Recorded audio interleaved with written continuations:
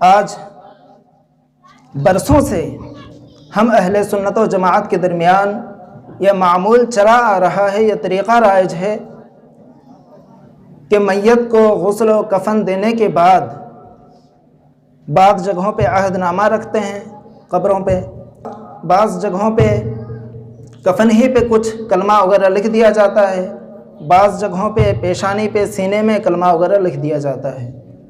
پھر نماز جنازہ کے بعد بھی دعا مانگی جاتی ہے۔ ایک تو خود نماز جنازہ دعا ہے، پھر اس کے بعد بھی دعا مانگی جاتی ہے، دفنانے کے بعد بھی دعا مانگی جاتی ہے، دفنانے کے بعد 40 قدم دور جا کر کے اذان کہی جاتی ہے۔ اور ان تمام چیزوں پر کچھ لوگوں کا اعتراض ہوتا ہے کہ آخر یہ سنی حضرات کیوں یہ سب کرتے ہیں؟ تو کیا یہ احادیث سے ثابت ہیں؟ جی ہاں، ایک ایک کر کے آپ کے سامنے پیش کر رہا ہوں۔ سب سے پہلے تو مردے کو کفن اور غسل دینے کے بعد جو عہد نامہ رکھا جاتا ہے، اس کی اصل حدیث میں ہے؟ جی ہاں، امام ترمذی نے نوادر الاصول میں روایت کی کہ من کتب هذه الدعاء وجعله بين صدر الميت وكفنه في رقعة لم ينله عذاب القبر ولا يرى منكرا ونكيرا وهو هذا لا اله الا الله والله اكبر لا اله الا الله وحده لا شريك له لا اله الا الله له الملك وله الحمد لا الہ الا اللہ ولا حول ولا قوة الا باللہ العلی العظیم، جس کا ترجمہ یہ ہے کہ جو شخص یہ دعا کسی پرچے میں یا کسی کاغذ میں لکھ کر میت کے سینے کے اوپر کفن کے نیچے رکھے، لم ینلہ عذاب القبر، تو اس شخص کو عذاب قبر نہیں پہنچ سکتا، ولا یرا منکرا و نکیرا، اور نہ اس شخص کو منکر و نکیر نظر آئیں گے۔ آخر وہ دعا ہے کیا؟ وہو ھذا، اور وہ دعا یہ ہے لا الہ الا اللہ واللہ اکبر لا الہ الا اللہ وحدہ لا شریک لہ لا الہ الا اللہ لہ الملک ولہ الحمد لا الہ الا اللہ ولا حول ولا قوة الا باللہ العلی العظیم۔ سبحان اللہ۔ تو پتہ چلا کہ ہم اہل سنت و جماعت میں جو یہ طریقہ رائج ہے کہ کسی شخص کے مرنے کے بعد اس کی پیشانی پر یا اس کے سینے پر بسم اللہ شریف یا کلمہ وغیرہ جو لکھتے ہیں، یہ بلا شبہ حدیث سے ثابت ہے، اور جس کی اصل حدیث سے ثابت ہو وہ بلا شبہ جائز ہے، مستحسن ہے، ثواب کا کام ہے۔ ایک روایت میں ہے کہ ایک بزرگ نے وصیت فرمائی کہ جب میرا انتقال ہو جائے تو میری پیشانی پر، میرے ماتھے پر بسم اللہ الرحمن الرحیم لکھ دینا، اور میرے سینے پر بھی بسم اللہ الرحمن الرحیم لکھ دینا۔ چنانچہ اس شخص کا انتقال ہو گیا۔ پھر وہ خواب میں نظر آئے، پوچھا گیا آپ کا حال کیا ہے؟ اس بزرگ نے ارشاد فرمایا لما وضعت فی القبر جاءتنی ملائکۃ العذاب فلما رأوا مکتوبا علی جبہتی بسم اللہ الرحمن الرحیم قالوا امنت من عذاب اللہ، یعنی جب مجھے قبر میں رکھا گیا تو عذاب کے فرشتے میرے سامنے آئے، لیکن جب انہوں نے میری پیشانی پر بسم اللہ الرحمن الرحیم لکھی ہوئی دیکھی، قالوا، تو انہوں نے فرمایا امنت من عذاب اللہ، اے اللہ کے بندے تجھے اللہ کے عذاب سے امان ہے۔ تو پتہ چلا کہ بسم اللہ اور کلمہ طیبہ وغیرہ لکھنا یہ ثواب کا کام تو ہے ہی، عذاب سے چھٹکارے کا بھی سبب ہے۔ اب دوسرا اعتراض یہ ہوتا ہے کہ قبر پر پھول وغیرہ ڈالنا، پانی بہانا، کیا یہ حدیث سے ثابت ہے؟ جی بلا شبہ حدیث سے ثابت ہے۔ حضرت ابن عباس رضی اللہ تعالیٰ عنہما ارشاد فرماتے ہیں، ان سے روایت ہے کہ آقا دو جہاں صلی اللہ تعالیٰ علیہ وسلم مکہ یا مدینہ کے باغوں میں سے ایک باغ میں سے ان کا گزر ہوا۔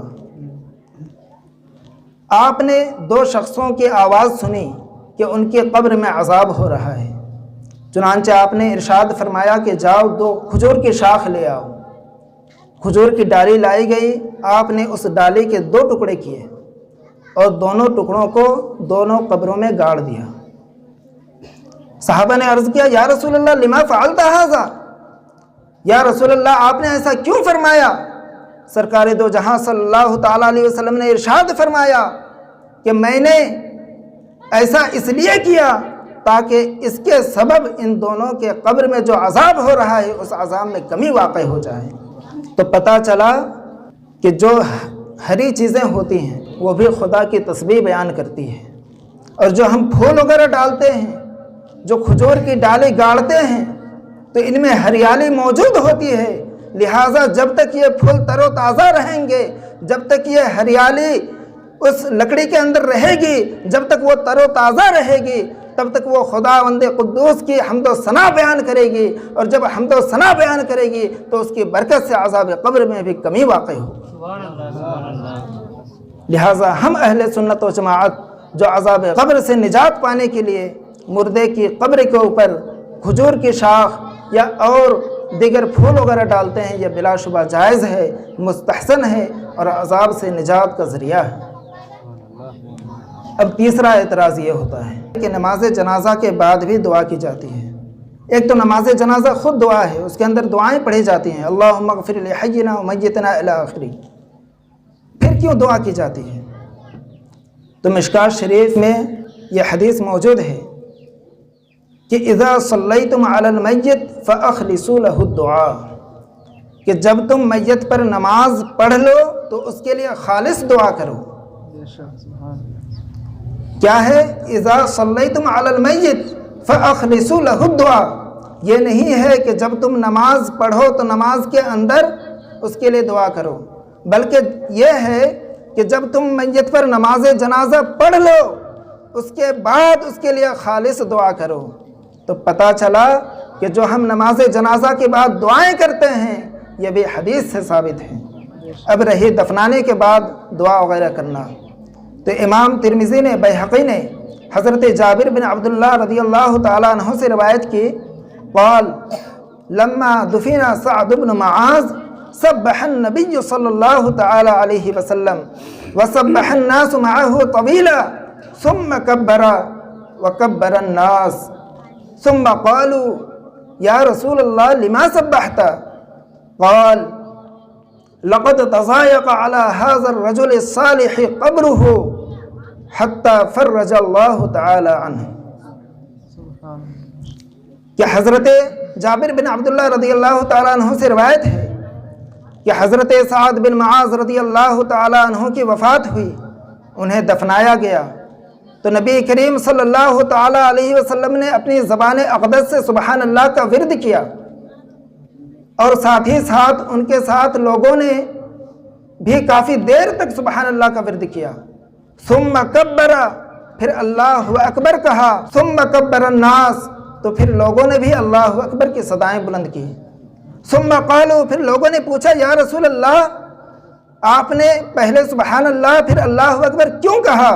تو آقا نے ارشاد فرمایا لقد تضايق على هذا الرجل الصالح قبره، کہ اس مرد صالح پر، اس مرد مومن پر اس کی قبر تنگ ہو گئی تھی، حتی فرج اللہ تعالی عنہ، لہٰذا سبحان اللہ اور اللہ اکبر کہنے کی وجہ سے اس کی قبر کشادہ کر دی گئی۔ تو پتہ چلا کہ یہ صحابہ کیا حضور سے ثابت ہے، میت کو دفنانے کے بعد اس کے سامنے دعائیں وغیرہ کرنا، اور یہ سب کے سب اسی لیے کی جاتی ہیں کہ میت کی بخشش ہو جائے۔ اب چوتھا اعتراض کہ اذان کیوں دی جاتی ہے؟ تو اس کا ایک تو عقلی جواب یہ ہے کہ اذان دینے سے بہت ساری بلائیں دور ہو جاتی ہیں۔ یہی وجہ ہے کہ بچہ جب پیدا ہوتا ہے اس وقت بھی اذان کہی جاتی ہے، جب آندھی طوفان آیا کرتا ہے اس وقت بھی اذان کہی جاتی ہے، جب کسی انسان پر کوئی مصیبت، کوئی بلا اترتی ہے اس وقت بھی اذان کہی جاتی ہے۔ کس وجہ سے؟ وجہ یہی ہے کہ اذان کہنے سے بلائیں دور ہوتی ہیں۔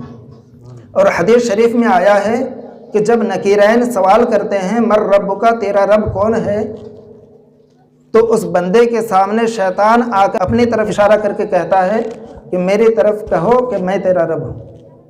شیطان اس وقت ورغلاتا ہے، اسے دھوکہ دینا چاہتا ہے، اس کے ایمان میں ڈاکہ زنی کرنا چاہتا ہے۔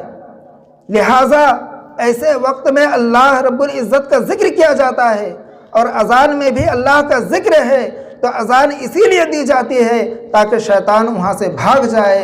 اور صحیح بخاری میں حضرت ابو ہریرہ رضی اللہ تعالیٰ عنہ سے روایت ہے، وہ فرماتے ہیں کہ اذا اذن المؤذن ادبر الشیطان وله حساس، کہ جب مؤذن اذان کہتا ہے تو شیطان گوز کرتا ہوا یعنی ریح خارج کرتا ہوا بھاگ جاتا ہے۔ تو پتہ چلا کہ جب شیطان وہاں سے بھاگ جائے گا تو اس مردے کو ورغلانے والا، دھوکہ دینے والا کوئی نہیں ہوگا، اور جب کوئی نہیں ہوگا تو جب منکر و نکیر اس سے سوالات کریں گے تو اس سوالات کے جواب دینے میں اس مردے کو بہت ہی آسانی ہوگی۔ اللہ رب العزت سے دعا ہے کہ پروردگار عالم ہم سب کو اہل سنت و جماعت میں قائم و دائم رکھے، اور اس کے رسول صلی اللہ تعالیٰ علیہ وسلم کے ارشادات پر، ان کے فرامین پر عمل کرنے کی توفیق عطا فرمائے۔